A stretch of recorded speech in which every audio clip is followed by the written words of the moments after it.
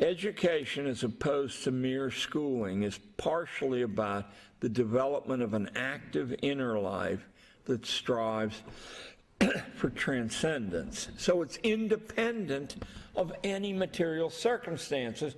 And the book I'll assign you to read, if you haven't already read it, is Marcus Aurelius's Meditations. Here, the wealthiest man in the world, the most powerful man in the world, the Emperor of Rome, writes a book that's still in print and widely read that says that nothing money can buy or nothing power can earn has any importance at all.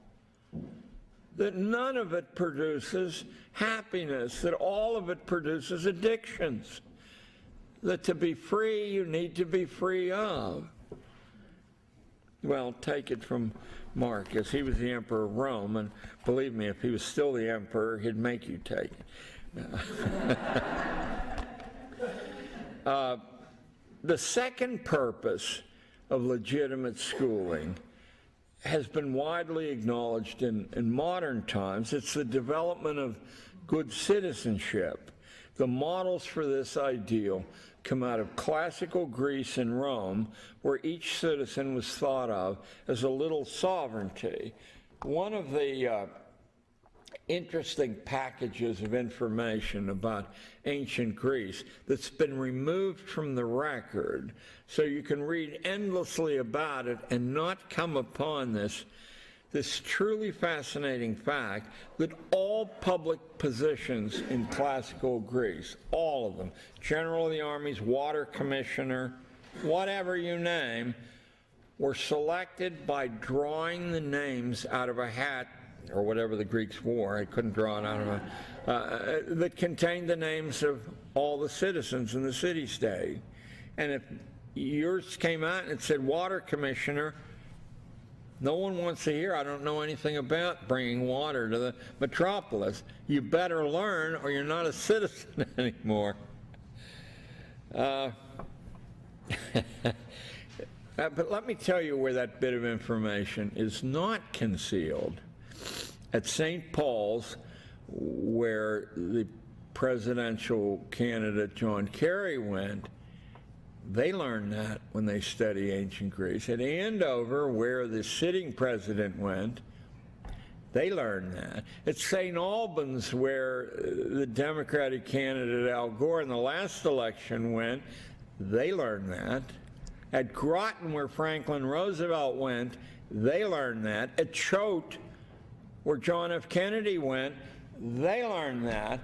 But I've never seen a public school in the United States where the faculty even has a glimmering that that was once so.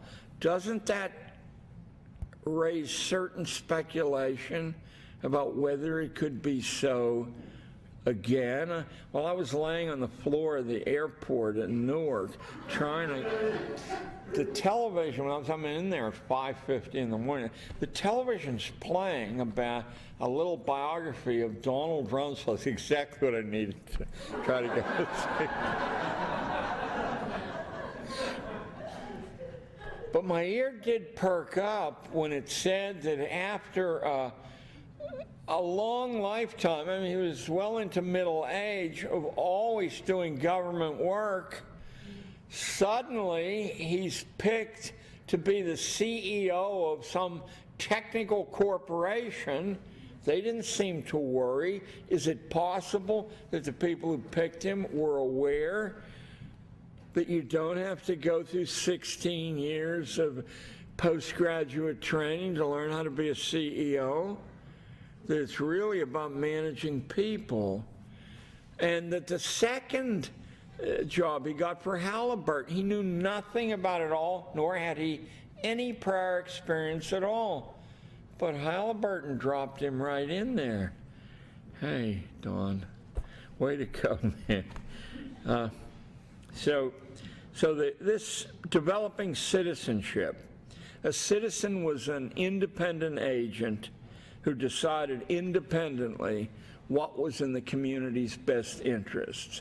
It had nothing to do with obedience, and it had everything to do with taking a seat at the policy table.